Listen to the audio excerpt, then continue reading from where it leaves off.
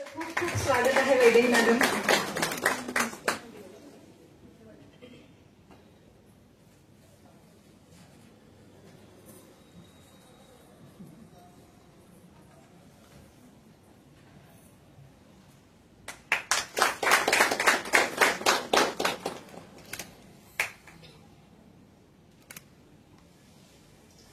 Thank you शिवताई.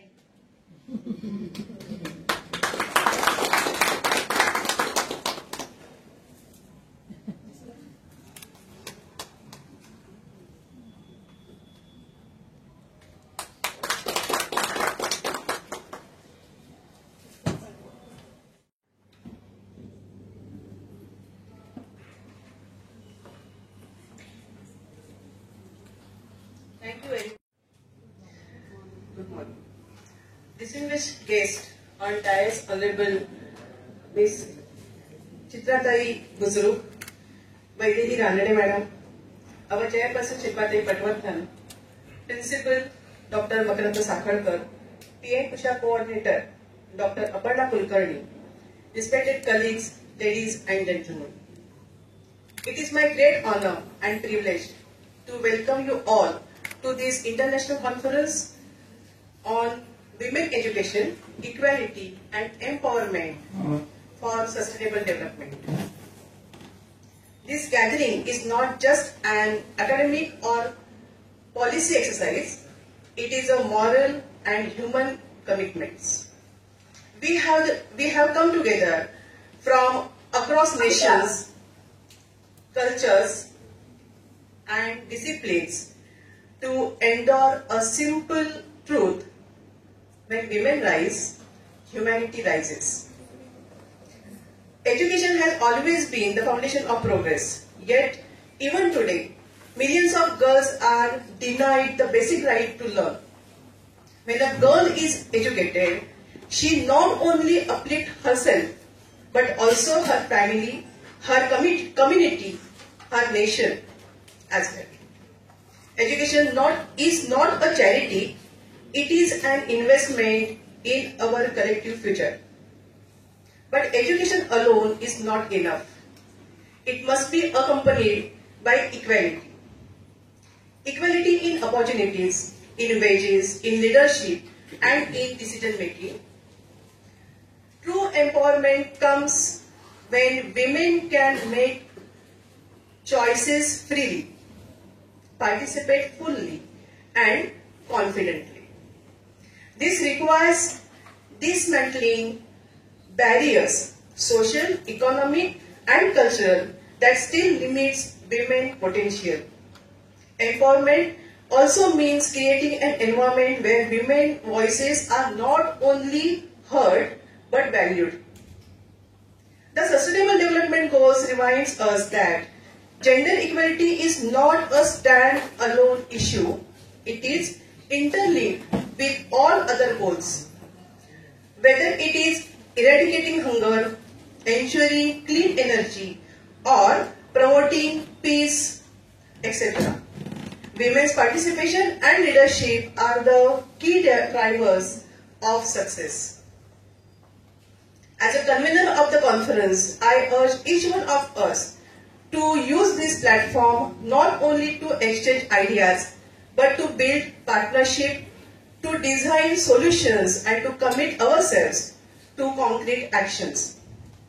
Let us ensure that our discussions here travel beyond these walls into policies, classrooms, workplaces, and communities across the world.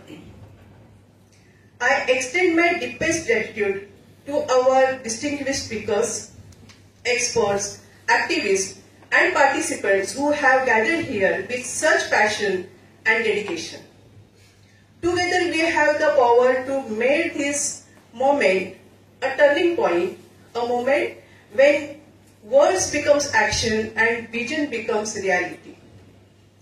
Let us leave this conference with the renewed promises to educate every girl, to empower every woman, and to ensure equality for all, so that sustainable development is not only just a dream, but its shared reality.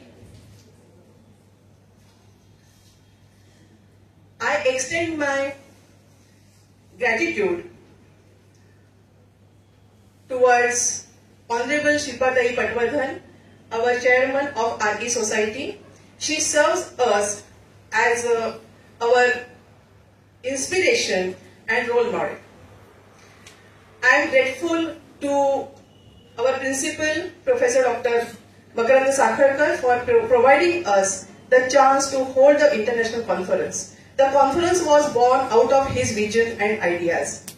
As I received assistance from Ms. Ashwini Devastari and every committee members up till this point, I want to thank them as well. If I didn't mention Dr. Leena Bavdekar's name, the acknowledgement will be incomplete.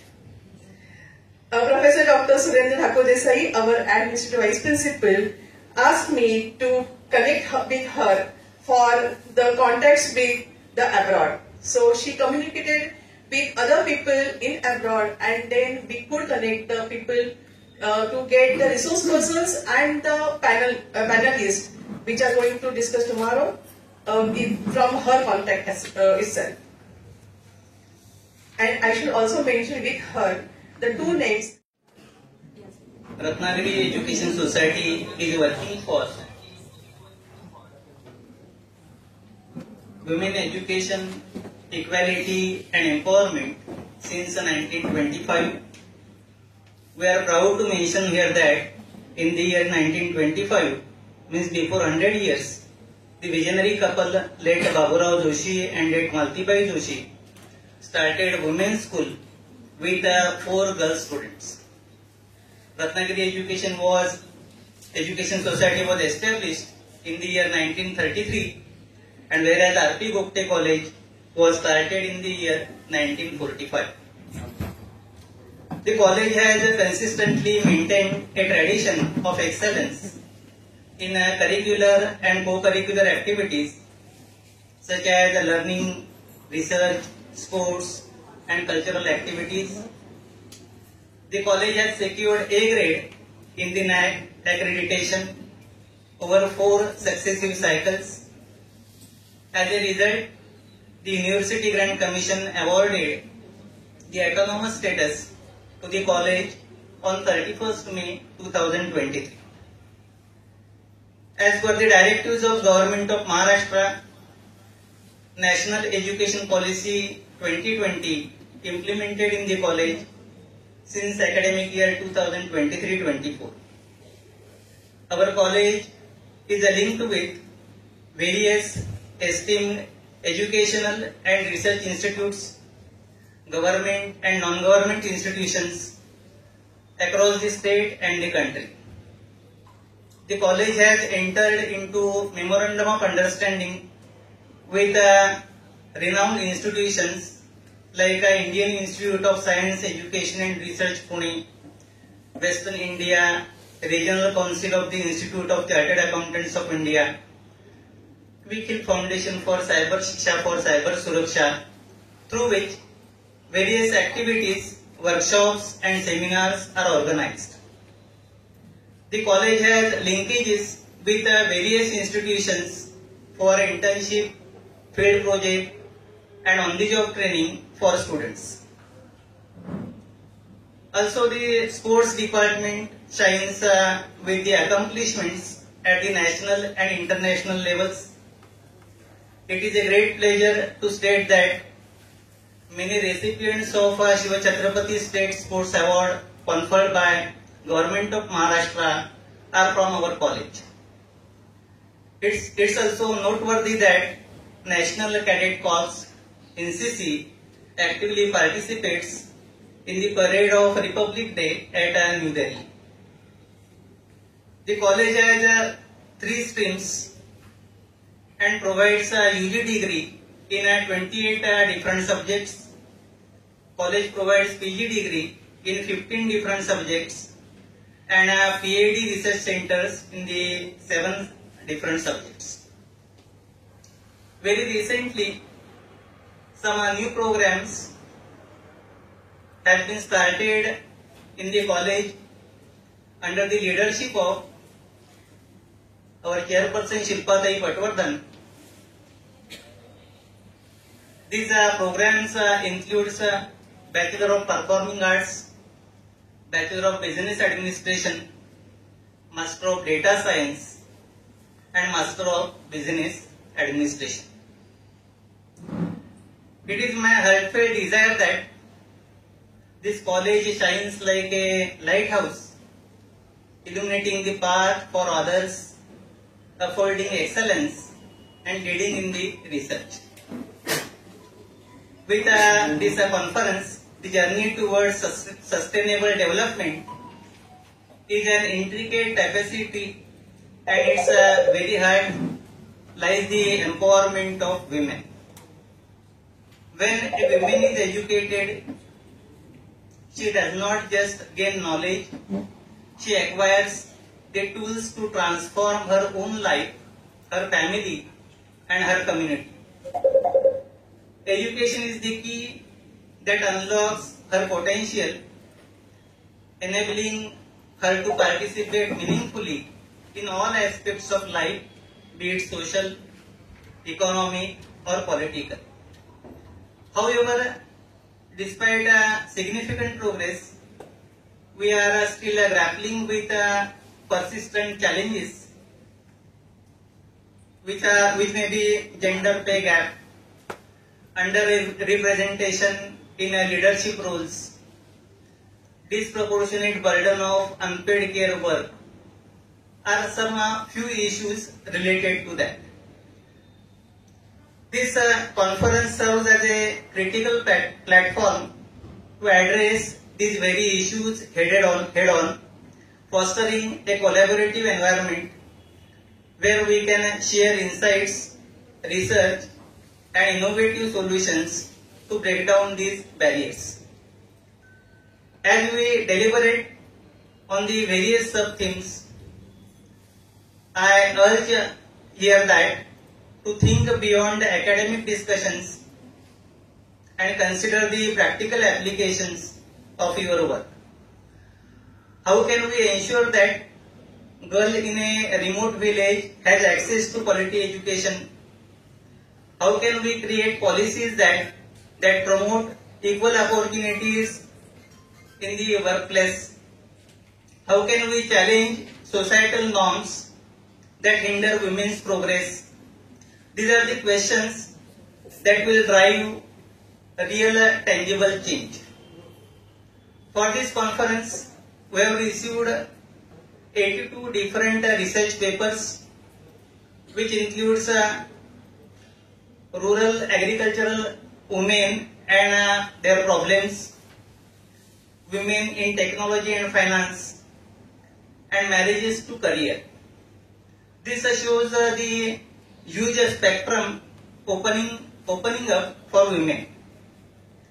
I extend my heartfelt gratitude to the Women Development Cell for their unwavering dedication and meticulous planning in the organizing this conference. Their efforts have created a forum for exchange and action, intellectual exchange and action. To all the participants, I wish you a fruitful and inspiring conference. May your discussions be insightful, your collaborations be strong, and may this event be a catalyst for a more equitable and sustainable future for all. Thank you. अभिवादन करून आणि उपस्थित सर्व महिला वर्ग आणि थोडाफार का महिला पुरुष वर्ग आहे जो त्यांना पण अभिवादन करून मी माझं मत मांडते. माझं मत काही बाबतीत रानडे मॅडमशी जुळतं जरी असलं तरी मी जे प्रत्यक्ष अनुभवलंय त्यावरनं काही बाबतीत मला थोडं वेगळं पण वाटतं. तुम्ही ऐकून घ्या, तुम्हाला पटलं तर फॉलो करा, नाही केलं तरी माझी काही हरकत नाही.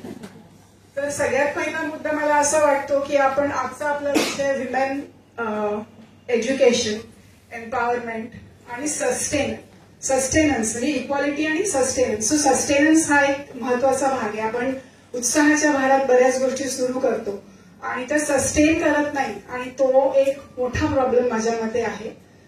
एम्पॉवरमेंटची जेव्हा तुम्ही गोष्ट करता, जेव्हा तुम्ही त्याविषयी बोलता, सक्षमीकरण किंवा एम्पॉवरमेंट, तर जसं रानडे मॅडमनी सांगितलं की हा आपल्या मानसिकतेचा, आपल्या डोक्यात असलेल्या विचारांचा साधा हिशोब आहे.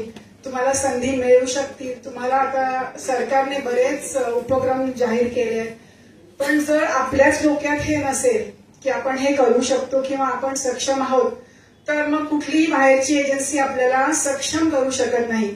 हा एक मला मुद्दा वाटतो. आणि त्यापेक्षा त्याबरोबरीने मला असंही वाटतं की महिला सक्षमीकरण किंवा वुमन एम्पॉवरमेंट ह्याच्यात जितका महिलांचा हातभार आहे तेवढाच किंबहुना थोडासा जास्तीच हा पुरुषांचा पण आहे. त्यामुळे हा विषय आपण आयसोलेशन मध्ये महिलांशी न बोलता स्त्री पुरुष एकत्र असणं आवश्यक आहे. जोवर पुरुषही आपली मानसिकता बदलत नाही तोवर, म्हणजे महिलेने तर बदलायलाच हवी आहे, यात काही शंका नाही, पण बरोबरीने पुरुषांनी पण महिलेबद्दलचा विचार हा बदलणं खूप आवश्यक आहे. आणि हे मी म्हणजे माझा एक साधारण 30 वर्ष कॉर्पोरेट एक्सपिरियन्स आहे, आणि त्यानंतर आता मी एका सामाजिक संस्थेत. सो हे दोन प्रकारचे जे गट आहेत ना, हे फार वेगळे आहेत. म्हणजे तिथला जो ग्रुप होता आयटी इंडस्ट्री म्हणा, आणि आता जे मी काम करते तो एक ग्रुप, ह्या दोन खूप वेगळे गट असले तरी बेसला प्रॉब्लेम हा सेमच आहे. म्हणजे स्त्रियांची मानसिकता आणि त्या बरोबरीने येणारी पुरुषांची मानसिकता.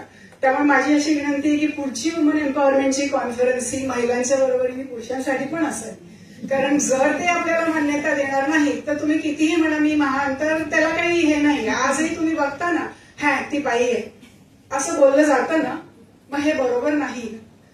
ती कितीही कर्तृत्ववान बाई असली, गाडी चालवताना एखादी बाई असली तर जरा दबकतात, हे बरोबर नाही. त्यामुळे ही जी मानसिकता आहे ही नक्कीच बदलायला हवी. तर असं मला एक वाटतं. आज मी तुमच्याशी थोडस, म्हणजे मॅडमनी सांगितलंय की सरकारच्याकडनं काय धोरणं अपेक्षित आहे आणि सरकार काय करू शकतं, समाज काय करू शकतं, हे महत्वाचं आहे.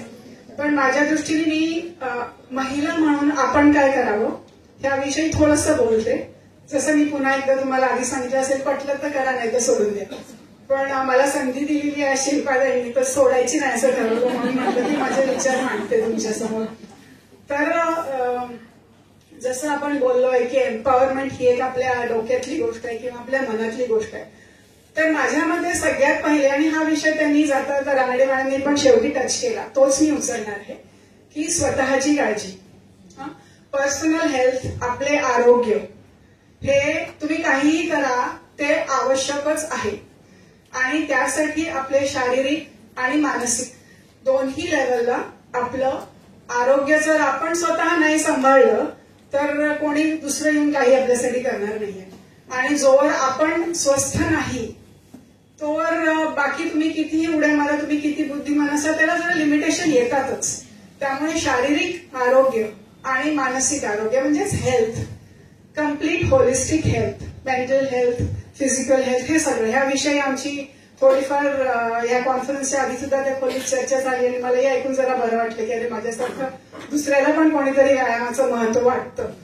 तर हे नियमितता, सस्टेनन्स, ह्याच्यात नियमितता, स्वतःची काळजी घेणं हे खूप महत्वाचं आहे. सो आपण जेव्हा शरीराची काळजी घेतो त्याबरोबरीने आपल्या मनाची काळजी घेतली जाते किंवा आपण घेतो, त्यासाठी प्रयत्न करतो. तुम्ही कुठलंही माध्यम वापरा, तुम्ही खेळ खेळा, तुम्ही योगासनं करा, तुम्ही काय साधं चालायला जा, पळायला जा, धावायला जा, काहीही केलं तरी ते करणं आवश्यक आहे. आणि त्याच्यासाठी मला वेळ नाही ही सबब मला तरी पटत नाही. कारण जर आपण आपला बघितला ना दिवस कसा आपण घालतो, आणि आजकाल तर हा फोन हा एक इतका आपला वैरी झालेला आहे असं मी मानते की त्यात आपण कितीही वेळ घालवू शकतो. सो तो जर थोडंसं आपण आपलं स्वतःकडे जर लक्ष द्यायचं ठरवलं, मॅनच आहे त्याला मी पर्सन करते आता, the busiest person has the most time. So ते आपल्या प्रायोरिटीचा फक्त हा प्रश्न आहे, आणि आपण स्वतःला कसं ऑर्गनाईज करतो ह्याच्यावरनं आपण आपल्या मनावर ताबा मिळवू शकतो. कारण बरेचदा तुम्ही बऱ्याच गोष्टी ह्या तुमच्या मनाच्या शक्तीवरच करता. अशक्य वाटणाऱ्या गोष्टी सुद्धा तुम्ही मनात ठरवल्या, तुमच्या मनात असल्या तर तुम्ही करू शकता. त्या शारीरिक पण असतात, म्हणजे टेकड्या चढणं, डोंगर चढणं, मॅरेथॉन पळणं. मी हा प्रयत्न थोडासा केलेला त्यामुळे मला माहितीये की मॅरेथॉन पळणे हा विषय हा केवळ आपल्या मनाच्या शक्तीवरच होतो. शरीराने तुम्ही कधीच दमलेले असता, पण जर तुमच्या मनात ती शक्ती नसेल तर ते होत नाही. त्यामुळे आपलं मन हे एक असं साधन आहे की ज्याला आपण जर चॅनलाइज केलं ना तर आपण खूप काही करू शकतो. रामदास स्वामींनी अख्खे एवढे मनाचे श्लोक रचले, ते काय उगाच नाही ना. सो पहिला आपला जो पॉइंट होता, मी 4च मुद्दे मांडणार आहे त्यामुळे फार काही बोर नाही करणार तुम्हाला. पहिला आपला मुद्दा होता तो जसं मी म्हटलं तसं हेल्थ किंवा आरोग्य. सो त्याची काळजी आपण घेणं आवश्यकच आहे. दुसरा आता माझ्या मते एक सेकंड जो आपला पॉइंट आहे तो म्हणजे की आपल्याला आपण जेव्हा कुठलंही काम करायला जातो, कुठल्याही कंपनीत किंवा कुठल्याही प्रशासनाच्या कामांमध्ये सुद्धा जेव्हा आपण करतो ना तेव्हा आपल्याला शिक्षण हे आवश्यक आहे.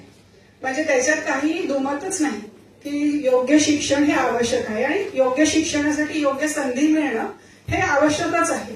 पण आपलं शिक्षण हे आपली एखादी डिग्री घेणं किंवा काय घेणं हे इथे थांबतं का? तर अजिबातच नाही. आजच्या युगात जिथे टेक्नॉलॉजी इतकी भराभरा पुढे धावते तिथे जर आपण त्याच्यात सस्टेनन्स म्हणजे सातत्य ठेवलं नाही तर आपण कधी बाहेर फेकलं जाऊ हे आपल्याला कळणार सुद्धा नाही. त्यामुळे त्याच्यातलं आपल्याला शिक्षण घेताना जिथे संधी मिळेल, ज्याच्याकडून संधी मिळेल, जशी संधी मिळेल, तो मनुष्य लहान असो मोठा असो, आपण आपलं हे शिक्षणाचं डोकं हे कायम उघडच ठेवायला हवं. आपण आपल्या आजकालच्या दिवसात तर आपण आपल्या ज्या पुढच्या पिढी म्हणजे तुमच्यापैकी काही लोकांची पुढची पिढी कदाचित अजून एवढी नसेल प्रगत, पण मी तर असं खात्रीशीर म्हणू शकते की माझ्या मुलांकडनं किंवा आता नातवंडांकडनं मी सगळ्यात जास्त शिकणार आहे. त्यामुळे शिक्षण हे पुस्तकाचा एक भाग आहे. तर शिक्षण आपल्याला काय देतं? माझ्या मते शिक्षण आपल्याला एक डिसिजन मेकिंग कपॅसिटी आपली डेव्हलप करते. आणि जेव्हा आपण एम्पॉवरमेंट हा विषय बोलतो ना तेव्हा डिसिजन मेकिंग आणि थिंकिंग कपॅसिटी ह्या दोन्ही खूपच आवश्यक आहेत. तुम्हाला जर निर्णय क्षमता नसेल तर थोडंसं एम्पॉवरमेंटचं कठीण होऊ शकतं. म्हणजे तुम्हाला स्वतः निर्णय घेऊन आणि जसं त्या म्हणाल्या तसं निर्णयाची जबाबदारी घेणे हे दोन्ही आवश्यकच आहे. आणि एम्पॉवरमेंटची ती एक पायरी नक्कीच आहे. त्यामुळे शिक्षण घेणं, ते कायम शिकत राहणं, स्वतःला कायम अपग्रेड करत राहणं. मी आयटी इंडस्ट्रीत मी काम केलेलं आहे. मी जे काय शिकले होते ते 5 वर्ष सुद्धा टिकलं नाही, जे कॉलेजमध्ये किंवा काय. आता तर ते तेवढाही नाही राहिलं. म्हणजे माझा काळ तरी थोडासा जुना होता असं मला हरकत नाही. आता जर तुम्ही बघाल तर टेक्नॉलॉजी ही ऑब्सोलीट अक्षरशः म्हणजे 1.5 वर्षात होते. जर तुम्ही असं म्हटलं की नाही मी तर शिकून झाले, आता मी फक्त मला काम द्या, तर तसं होत नाही. त्यामुळे शिकण्याची ही कायमच आपल्याला तयारी ठेवायला हवी. तर त्या दृष्टीने मी जसं म्हटलं तसं दुसरा माझा मुद्दा, पहिला आपला मुद्दा होता हेल्थ, दुसरा हा माझा मुद्दा हा एज्युकेशन आणि त्याच्यात सातत्य आणि कंटिन्युइटी आणि जिथे जमेल ज्याच्याकडून जमेल त्याच्याकडनं शिकावं. तर त्याच्यातनं म्हणजे त्या शिक्षणातनं आपण जेव्हा शिकतो तेव्हा माझ्या मते जर आपण एक असाही विचार केला की कोणीतरी काहीतरी शिकतंय म्हणून शिकण्यापेक्षा आपण आपल्या स्वभावानुसार जर शिकलो, हे कधी कधी ना आपल्याला जरा उशिरा कळतं. हे सत्य आहे की आपण शिकून गेलेलो असतो, कारण जेव्हा आपण शिकतो तेव्हा आपण जरा ओघात असतो आणि आपण थोडंसं आपलं असं असतं की हा ठीक आहे, हे माझी मैत्रीण हे करते ही करते म्हणून मी पण करते, असं होतं कधी. पण काही हरकत नाही त्याला, शिक्षण कुठलंही वाया जात नाही. त्यामुळे तुम्ही जेव्हा शिकता तेव्हा तुम्ही जर तुमच्या स्वभावानुसार शिकाल तर त्याला तुम्हाला जास्ती एन्जॉयमेंट मिळतं. आणि जर ते तुम्हाला सुरुवातीला नाही करता आलं तर कधीतरी संधी मिळते पुढे, तेव्हा प्रयत्न करा. आणि बरेचदा संधी मिळतही नाही, हेही खरं आहे. म्हणजे हेही मला पटतं की बरेचदा आपल्याला अगदी मला आता गाणंच गायला आवडतं म्हणून मी कायम गाणंच गाईन असं करू शकत नाही आपण. तर अशा वेळेला एक तुम्ही जर ऐकलं असेल तर एक अमुक तमुक नावाचं चॅनल चालतं. म्हणजे जसं फोनचे काही तोटे आहेत ना तसे काही फायदे पण आहेत. तो अमुक तमुक नावाचं एक चॅनल आणि त्याच्यावरचे जे पॉडकास्ट असतात ना ते खरंच म्हणजे मला आवडतात, खूप इंटरेस्टिंग असतात आणि वेगवेगळे विषय हाताळतात ते. त्यात एक डॉक्टर शिरीषा साठे म्हणून एक खूप फेमस सायकोलॉजिस्ट आणि त्यांचे एकदम असे खूप सडेतोड उत्तर असतात त्यांचे, त्या चांगलं बोलतात. सो त्यांनी असं म्हटलं होतं की एक त्यांचा करिअरवर पॉडकास्ट होता. ते रानडे ते बावडेकर माझ्या मैत्रिणी अपर्णा, सोनाली, साखळकर सर, तुम्ही सगळे बसलेले, तुम्ही आम्ही काय म्हणतोय हे काढून ऐकणारे माझे बंधुवर्ग आणि आपण काय करावं असा विचार करणाऱ्या माझ्या मैत्रिणी, सगळ्यांना माझा नमस्कार. मी मगापासून ऐकते, इतक्या मोठ्या व्यक्तींनंतर मी काय बोलावं हा मला प्रश्न पडला. आज मी जेव्हा गाडीतनं येत होते तेव्हा मला टिळक जन्मभूमी लागली, मी 2 मिनिटं बघितलं. मला 23 जुलैचा आठवला. आपण जातो तिथे, त्या दिवशी टिळकांचं एक कायमचं वाक्य आहे आणि ते आपण सगळेजण भाषणात पहिल्यांदा म्हणतो, स्वराज्य हा माझा जन्मसिद्ध हक्क आहे आणि तो मी मिळवणार. माझ्या मनाने प्रश्न विचारले, टिळकांना म्हणायची वेळ का आली? स्वराज्य हा माझ्या देशातच जन्मसिद्ध हक्क आहे हे टिळक का म्हणायला लागलं? तर मी स्वतःला किंवा माझ्या समाजाने मला जे लादलंय त्यातनं बाहेर पडण्यासाठी ही धडपड आहे. टिळकांच्या त्यांच्या आयुष्यात त्यांना स्वातंत्र्य समाजाला मिळालेच नाही. 1920 साली टिळक गेले, पण त्यांनी आपले प्रयत्न नाही सोडले. मी परवा त्यांचं एक वाचन करताना माझ्या लक्षात आलं की माणूस आधी काय पेरतो आणि मग काय उगवतो. तर ब्रिटनमध्ये जेव्हा लढा सुरू होता आणि तिथे निवडणुका आल्या तर तिथे लेबर पार्टी ही अतिशय साध्या लोकांची होती की त्याला फारसं महत्व नव्हतं, मतं नव्हती. पण त्या काळात टिळकांनी त्यांना 2000 पाऊंड भारतातनं, आधी भारताची काय स्थिती, पण टिळकांनी 2000 पाऊंड भारतातनं त्यांना पाठवले आणि जेव्हा लेबर पार्टी सत्तेवर आली तेव्हा भारताला स्वातंत्र्य मिळाले. मग जेव्हा आपण काय पेरतो तेव्हा काय उगवतं हा सगळ्यात महत्वाचा मुद्दा आहे. तर मला वाटतं की आज समानता मागतोय, माझी शाश्वत विकास हा फार अवघड शब्द आहे. एखाद्या गोष्टीचं शाश्वत मिळणं हे कधी शक्य नाही. तर शाश्वत हे टिकवावं लागतं, शाश्वत हे मिळवावं लागतं आणि ते पुढच्या पिढीकडे द्यावं लागतं. माझं लग्न झालं तेव्हा मी फक्त 16 वर्षाची होते. काय झालं ते जाऊ दे.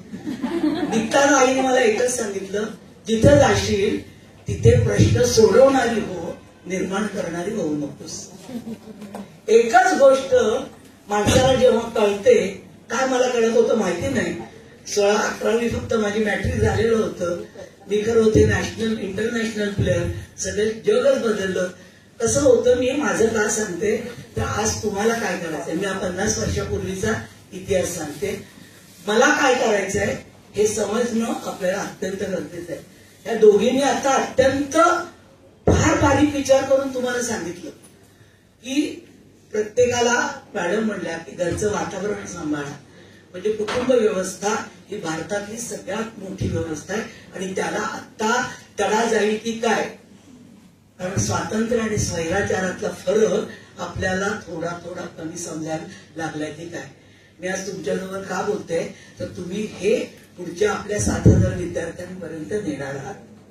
तुम्ही पुढच्या पिढीला हे शिकवणार आहात की यातला फरक आपल्याला कळला पाहिजे. जर मी गाडीतनं जातेय, दिवा लागलेला असेल लाल तर थांबायलाच हवं, मला स्वातंत्र्य आहे मग मी पुढे तशी जावं, सुटले तर तिथे ऍक्सिडेंटच होणार आहे. ही का व्यवस्था मोडतीये, हे काय होतंय, हे करताना तरतमभाव आपल्याला सगळ्यात आधी महत्वाचा आपण स्त्रियांनी सांभाळला पाहिजे. मला सगळंच हवंय, मी सगळं करणार आहे, सगळं करण्याची कुवत माझ्यात आहे, पण हे करताना मी कुठचा भाव लक्षात ठेवला पाहिजे. मला बुजुर्ग पार्क म्हणलं ते मला फार आवडलं की माझ्या स्त्रीत्वाचा गैरवापर आपण करत नाहीये. कुठली गोष्ट मिळवण्यासाठी मी खोटी आजारी पडत नाही ना. काल मी एक सिरियल बघत होते, तो माणूस म्हणला हा फार वाईट माणूस आहे. एक अनाथ आश्रमातला मुलगा दत्तक घ्यायला एक श्रीमंत माणसं आली. हा छोटा मुलगा असताना तो चॅप्टर होता आणि त्याने दुसरा मुलगा तिकडे हा भोकाड पसरून रडायला लागला. तो म्हणला बाळा का रडतोस बेटा. तो म्हणतो बेटा म्हणतात त्याला घेताय मला घेत नाही. त्याने त्याला उचलून घेतलं, तो घरी आला. तोच मुलगा शाळेत गेला, त्याला शिक्षा करून उभं केलं. तिकडनं बाई येतात म्हटलं, तो असं असं करून खाली पडला. बाकी मुलं हात वर करून उभी राहिली होती आणि हा ऑरेंज ज्यूस पित होता. मग मला काय हवंय मी काय करते, मी कसं वागू शकते आणि मी कसं करू शकते. शिक्षणाबरोबर हेही आपल्याला कळणं सगळ्यात महत्वाचं आहे. आपण शिक्षणात हे काही सिलेबसवाल्या गोष्टी नाहीये, त्याला काही मार्क मिळणार नाहीये. मला मी परवाच काल ही आली होती माझ्याकडे सोनाली, तेव्हा मी म्हटलं आज ह्या प्रश्नाची एक चर्चा कर की योमिका सिंग असेल किंवा आमच्या मॅडम असतील, चित्रा मॅडम असतील, तुम्ही सगळ्याजणी आहात. अनेक जण बीकॉम झाले, एमकॉम झाले, MA झाले, PhD झाले, पण प्रश्न सोडवण्यासाठी तुम्हाला काय लागतं? तुम्ही ह्या पोस्टवर गेल्यानंतर हे मोठं होण्यासाठी तुम्ही कुठल्या गोष्टी तुम्ही शिकला आहात आणि कुठच्या गोष्टीवर टीक करायला हवी, म्हणजे मी निर्णय घेऊ शकते. मॅडम जेव्हा म्हणल्या आरक्षणाने तुम्ही त्या पदावर जरी बसला असाल तर प्रत्येक खुर्चीत बसल्यानंतर मी त्याला योग्य आहे हे आपल्याला सिद्धच करावं लागतं. जोपर्यंत तुम्हाला त्या खुर्चीत बसल्यावर मी त्या खुर्चीत बसायला योग्य आहे हे सिद्ध करत नाही, तोपर्यंत तो पुरुष असू दे किंवा स्त्री असू दे ती यशस्वी असत नाही. आपल्याला यशस्वी व्हायचं म्हणजे काय हवंय?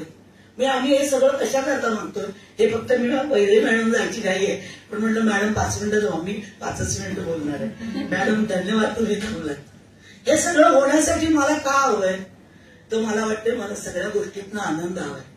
मी सगळ्या गोष्टीतनं समाधानी राहावं, समाज आणि स्वास्थ्य सुधारावं आणि सगळेजण आनंदी राहावं, सगळ्यांना इक्वेलिटी हवी आहे असा मी अर्थ काढते किंवा असा असावा. अशीच आपल्यासारखी एक स्त्री होती. मला सगळे म्हणतात की तुम्ही नेहमी गोष्ट सांगता, पण मी आज गोष्ट सांगूनच संपवते. एक स्त्री होती, एका डॉक्टरकडे गेली आणि म्हणली सर मी उद्या आनंदी नाहीये, मला काहीतरी बरं नाही. डॉक्टरने तपासलं तर म्हणजे प्रेशर सारखं आहे, शुगर किती आहे, सगळे नॉर्म्स बघितले, चांगली की तब्येत. तर तब्येत चांगली आहे पण मी आनंदी नाही. डॉक्टर गोठ्यात पडले, पोट दुखतं का तुमचं, सोनोग्राफी करून बघूया का, काही डोकं दुखतं का बारीक बारीक? त्यामुळे नाही, मला काही होत नाहीये, मी सगळी छान आहे पण मी आनंदी नाही. डॉक्टर म्हणजे तुम्ही असं करा 4-8 दिवसांनी या, मी पण याच्यावर विचार करतो की तुमच्याकडे पैसा आणि काय मुलं बाळं सगळं सुख तुम्हाला सगळं मिळालेलं आहे आणि तुम्ही आनंदी नाही. आता काय करावं? तुम्ही या, मी बघतो. 4 दिवस डॉक्टर सुद्धा सगळ्यात विचार करत होते की आमचा आनंद या बाईंचा कशात असेल. त्यांचं लक्ष गेलं, त्यांच्याकडे जी केअर काढणारी बाई होती, ती केअर काढताना सारखी गाणी म्हणत होती, आनंदात दिसते. म्हणले ही बाई आनंदी दिसते. ते म्हणले त्या बाईंना बोलवलं आणि म्हणजे ह्या बाईंची बोला, सारखी आनंदात आहे, यांना थोडं राग आला. मी जेवढी शिकली आहे, मोठी आहे, एवढ्या पोस्टवर आता रिटायरमेंट घेतली आहे, सगळं चांगलं केलं आणि केअर काढणाऱ्या मोलकरणी शिका असं सांगतात. ते विचारात पडले, त्या बाईने विचारलं तुम्ही काय करता? ती म्हणली दवाखाना साफ करते. घरात कोण आहे? त्या म्हणल्या घरात नाही कोणी, मी एकटी आहे. काय झालं? बायकांचं, झोपडपट्टीतल्या बायकांचं आयुष्य, नवरा दारू प्यायचा, मारायचा, मला नकोसं जिरं केलं होतं. नशिबाने ऑफ एक दिवस सुटला, मी सुटले तेही सुटले. पण माझ्या एक आशेचा किरण होता की माझा मुलगा खूप चांगला होता, मी त्याला खूप छान शिकवलं होतं आणि त्यानं सगळं करावं असं मी ठरवलं होतं. पण ऍक्सिडेंटमध्ये माझा मुलगा पण गेला आणि मी एकटी पडले. माझ्या जीवनातला आनंद संपला. काम न करता पोट तर भरण्यासारखं नव्हतं. एक दिवस पाऊस पडत होता, संध्याकाळी मी तिथे घरी गेले आणि दार उघडताना मांजराचं एक पिल्लू म्याव म्याव करत तिथे बसलं होतं. मी त्यालाही आत घेतलं. गेले तर माझ्याकडे दूध एवढंच. म्हटलं आज पोरा चहा प्यावा, पण या मांजराला दूध गरम करून घालावं. मांजराला मी दूध गरम करून घातलं. ते मांजर 2 मिनिटात टूट उड्या मारायला लागलं आणि मला आतून आनंद व्हायला लागला. मग मी हा चहा पिण्याचा आनंद नव्हता आणि हे मूल मांजराचं पिल्लू उड्या मारताना मला आनंद होतोय, म्हणजे हा आनंद कशात आहे असा मी विचार करायला लागले. ही जी बाई रिटायर झाली होती ही सुद्धा ऐकायला लागली की ह्या बाईकडे काही नाहीये, पण त्या मांजराच्या पिल्लाला दूध घातल्यावर तिला आनंद होत असेल तर म्हणजे मी त्या दिवसानंतर बाई आनंद शोधायला लागले. मी रोज एका माणसाला मदत करते आणि त्याला आनंदी करते. परवा अशीच समुद्रावर गेले, एक छोटस मूल आपला चेहरा करून बसलं होतं. त्याला फुगा घ्यायला पैसे नव्हते, सगळे फुगे संपत आले होते. एक शेवटचा काळा फुगा राहिला होता, तो मी विकत घेतला. कारण माझी परिस्थिती काय मोठ्या वस्तू देण्याची नाहीये. तो फुगा विकत घेतला आणि त्या मुलाच्या हातात दिला. ते मूल असते, त्यांनी विचारलं मला या काळाफुगा उडेल काय? मी त्याला सांगितलं बाळा तो उडतो तर वरच्या बाहेर रंगायला नाही, त्याच्यामध्ये जे आत आहे ना त्यानं माणूस मोठा होतो. त्याला किती कळलं मला माहिती नाही, पण तो फुगा उडवायला आनंदाने निघून गेला आणि माझा आनंद वाढायला लागला. पण मी रोज आनंद शोधते, रोज माझ्याकडनं होईल ते दुसऱ्याला देते. इथं आजारी माणसं भरपूर असतात, कोणाला चहा आणून देते, कोणाला बिस्किट आणून देते. आज आपण इथं बसलेले सगळेजण आहोत ना, एका क्रूज पर्यंत आलेले आहोत. प्रत्येकाला आता आनंद शोधायचा आहे. जेव्हा मला समानता हवी, मला जेव्हा सगळं हवंय, तेव्हा भारतीय संस्कृती सुद्धा विसरता कामा नये. देण्यानं वाढतं. तुम्ही जेव्हा चांगलं वागता तेव्हा रिटर्न तुम्हाला चांगले मिळतात. समानतेचा पहिला पायऱ्या इथं आहे. आपलं सोडू नका. आणि अन्याय करताना दुसऱ्यावर अन्याय, माझ्यावर अन्याय होत नाही जसं बघताना, मी स्त्री म्हणून दुसऱ्यावरही अन्याय करत नाही ना.